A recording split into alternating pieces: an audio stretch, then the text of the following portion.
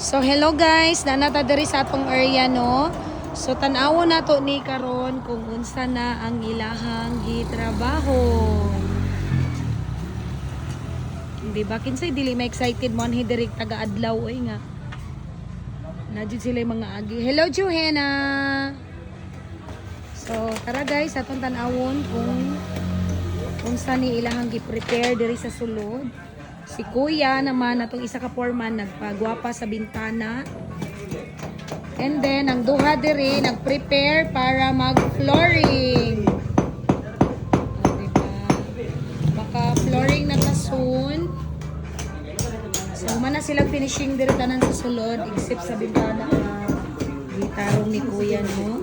And then, humana ang atong kisami. Mo ni atong kisami, guys, na rumana nila.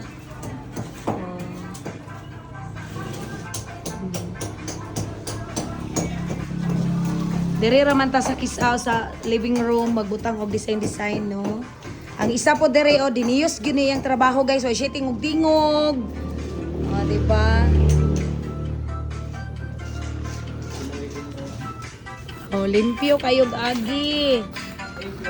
Hoy.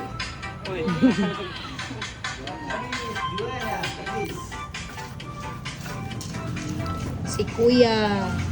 Wala day sila. Kamurang upat? Lima na sila. Nasa luyo. So, karon. Oy! Ngayong hapon. Tanaw na to diri sa likod.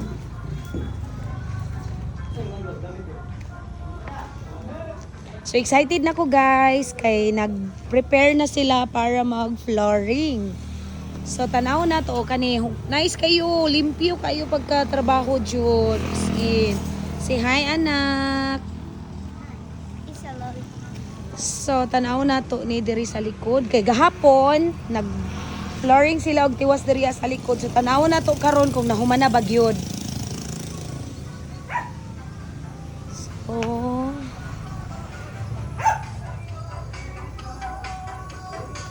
sila music, makapiright na po ko ani music. Ay, hapit na human. Human na ang ibabaw, naka-half na. Pero sa baba, wala pa. So, ano siya ito ang ano. So, natay explanation dari gamay. Kani siya dari nga side guys, kaning murag bintana nga gamay, para na siya sa ako ang exhaust fan, kay magbutang kog exhaust fan para kung magluto ko diri sa kusina, dili ko manimahog sudan, dili ko manimahog bulad, dili ko manimahog isda or bisag unsa pa man ang ako lutuon. So nag-request ko nga magbutang ta og exhaust fan. So mo na siya ang gamay nga bangag para sa exhaust fan. Ang bintana nga isa mo na siya ang para sa akong CR. So excited na ko kay mag-flooring na sila. Thank you for watching guys. This is all for today's video. Bye!